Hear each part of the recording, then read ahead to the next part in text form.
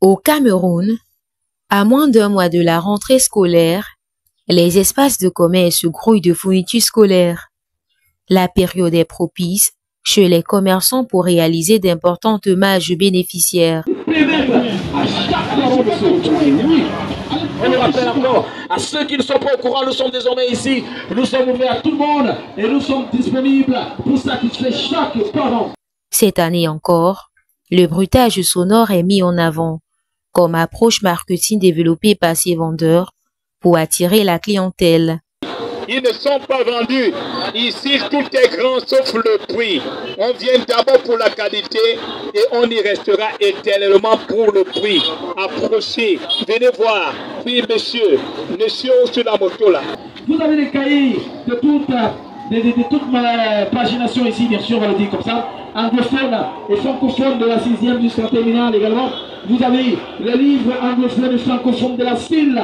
Une clientèle qui peine encore à trouver la ressource financière dédiée à l'achat des fournitures scolaires dans un contexte marqué par la cherté de la vie. Vous avez déjà acheté les fournitures scolaires de vos enfants?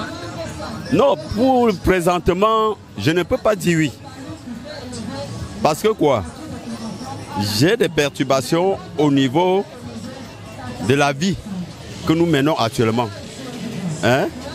La vie que nous menons actuellement, ce n'est pas facile. Lorsque nous sortons là, nous trouvons même que, même sur le marché, un commerçant n'est pas en train de s'en sortir de ce qu'il est en train de vouloir faire. L'enfant peut même aller à l'école parfois pour ne même pas bien finir l'année. Parce que la pension n'est pas facile à payer. À la rentrée scolaire, là où je suis présentement, je me trouve face à des difficultés parce que j'ai au moins 4 enfants. Sur les 4 enfants, je ne suis pas encore à moitié de 2 enfants sur les 4 à 2 enfants pour que je suis prêt à inscrire. Parce que le taclage que je suis en train de faire, je suis taximane, mais je ne parviens pas à faire la recette. J'ai acheté le cahier des enfants. Je peux acheter d'abord 5 par enfant. Après, maintenant, quand on me donne les listes, je veux maintenant compléter le reste. Étant responsable de famille, il est aussi de mon devoir de débarrasser les enfants par rapport à l'ennui et leur acheter quelques fournitures scolaires, surtout les cahiers qui vont donc aborder les cours de vacances avec. On ne peut pas déjà parler des livres qui viennent en compte-gouttes. Parce que là, tout à l'heure, je viens de demander le nouveau livre de français et de maths 6e, qui n'est pas d'ailleurs disponible. Le responsable de la librairie m'a rassuré qu'incessamment, ça devait être disponible. Donc, je prie les pouvoirs publics en cette circonstance de mener des efforts afin que le livre soit disponible pour tous parents et dans la librairie la plus proche. Si le nombre de vendeurs de fournitures scolaires a doublé, voire triplé comparativement à l'année précédente, le nombre d'acheteurs par contre n'a pas progressé. La rentrée scolaire, c'est pas facile. Surtout cette année, ça s'annonce un peu difficile. Déjà vu même les choses, ça ne bouge pas jusqu'à présent, ça ne bouge pas. C'est vraiment dur, il y a la marchandise, il y a aussi les choses qui sont bloquées au port, selon ce que les gens disent.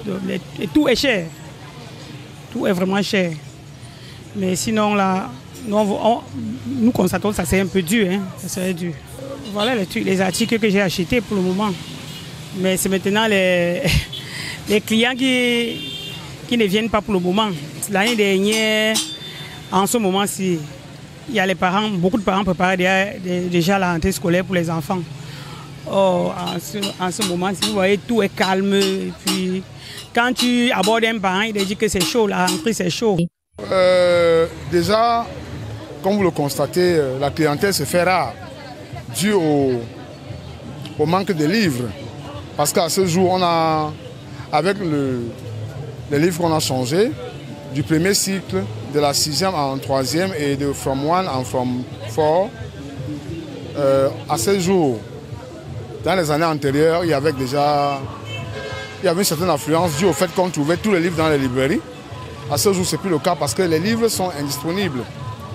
Jusqu'ici, vous vous rendez compte, certains parents sortent dans l'intention d'acheter par l'anticipation certains manuels, mais ils ne les retrouvent pas.